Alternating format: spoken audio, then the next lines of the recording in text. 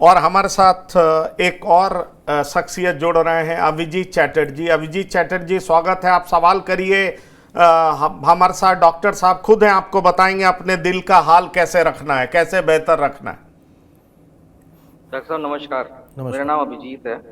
और डॉक्टर साहब, एक छोटा सा चीज आपसे ये पूछना चाह रहे थे कि आज के डेट में generally people have blood pressure भी होता है, शुगर भी होता है लोगों को। और उसके साथ में जैसे सडनली, जैसे आप बता रहे थे कि डांस करते हुए या एक्सरसाइज करते हुए जिम में एकदम से सडनली हार्ट अटैक आ जाता है और फिर आदमी वहां पे चला जाता है।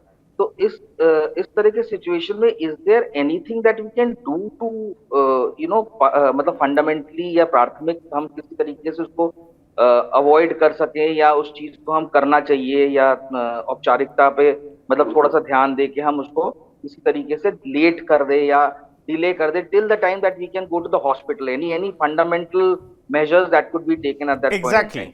हाँ, बस क्या इमीडिएटली लोगों के पास होना चाहिए कि उसको महसूस हो कि ये हार्ट प्रॉब्लम हो रहा है, वो तुरंत उसका इस्तेमाल करे। जैसे हम लोगों ने सुना है एस्पिरिन खा लीजिए, तुरंत आपको रिलीफ मिल जाएगा और डॉक्टर के पास जा सकते हैं। तो आजकल आम आदमी को क्या रखना चाहिए कि अगर ऐसी परिस्थिति आए तो कम से कम अस्पताल जाने तक का वक्त हो उसके पास? तो इसमें ना दो सिचुएशंस को पता होना चाहिए। एक होता है कार्डियक अरेस्ट, एक होता है हार्ट अटैक।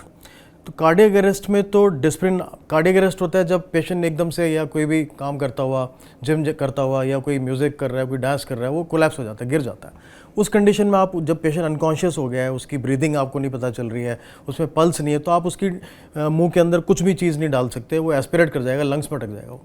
तो हार्ट अटैक के टाइम में जैसा आप पूछ रहे हैं, किसी को चेस्ट पेन हो रहा है, भारीपन आ रहा है, उसको पसीना आ रहा है और वो पेन जो है गैस की दवाई लेने के बावजूद नहीं जा रहा है, तो सबसे पहले जो घर का जो एक मेजर है सिंपल सा, डिस्प्रिन की गोली को घोल के पी लेना चाहिए। ब्लड प्रेशर चेक करना चाहिए। अगर ब्लड प्रेशर ठीक है तो एक सिंपल सी आधी 5 mg की टैबलेट आती है जिसको आइसोसॉर्बाइड बोलते हैं, वो जीभ के नीचे रखने से थोड़ा पेन खत्म हो जाता है और आर्टरीज का फ्लो बढ़ जाता है। तो तब तक आपको टाइम मिल जाता है हॉस्पिटल जाने के लिए। बट सबसे इंपॉर्टेंट है कि आप जल्दी से जल्दी ECG कराइए। अगर आपने ECG नहीं कराया और अगर आपने हार्ट अटैक का डायग्नोसिस डिले कर दिया तो आपकी जो हार्ट की मसल है वो डैमेज हो जाती है। फिर आप कितना मर्जी इलाज कर लीजिए, वो पूरी ज़िंदगी उसको आप वापस नहीं कर सकते हैं। तो एक टर्म होती है जिसको गोल्डन आवर बोलते हैं। तो अगर कहते हैं कि अगर पेशेंट 1 से 1.5 घंटे 2 घंटे में हॉस्पिटल पहुंच जाता है और अपना ECG करा के डायग्नोसिस बना लेता है कि हाँ हार्ट अटैक चल रहा है और हम उसकी नस खोल देते हैं, तो ऐसा मरीज़ नॉर्मल लाइफ जी सकता है विद नॉर्मल हार्ट फंक्शन। तो सबसे इंपॉर्टेंट है अवेयरनेस।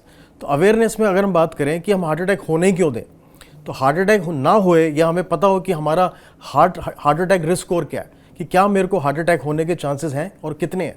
तो उसके लिए एक स्कोरिंग होती है, उसमें हम रिस्क फैक्टर्स देखते हैं। अवेयरनेस बहुत इंपॉर्टेंट है, जागरूकता।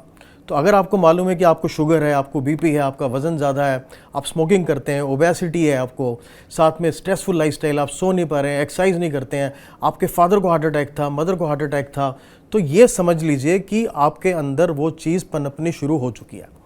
तो उसको कैसे पता चला जाएगा? उसके लिए टेस्ट इंपॉर्टेंट है। आप बैठे बैठे नहीं बोल सकते कि मेरे को हार्ट डिजीज़ नहीं है।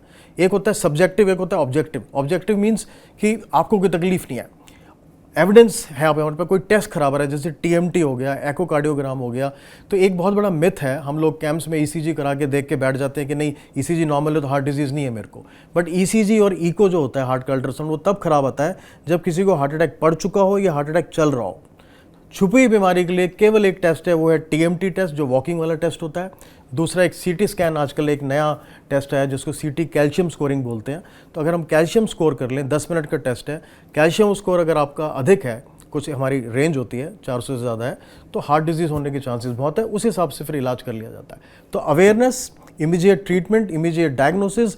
गैस को लेके बैठे मत रहिए घर में। गैस का दर्द सिंपल सी दवाइयों से आधे घंटे में 15 मिनट में ख़त्म हो जाता है। बट कोई ऐसा दर्द जो पूरी छाती में आ रहा है, कंधे में जा रहा है, पसीना आ रहा है, एयर हंगर हो रहा है, सांस नहीं लिया जा रहा है और आपको ये सारे रिस्क फैक्टर्स हैं, तो वेट मत कीजिए, इमीडिएट हॉस्पिटल जाइए, ECG कराइए और ECG कार्डियोलॉजिस्ट के साथ डिस्कस कीजिए।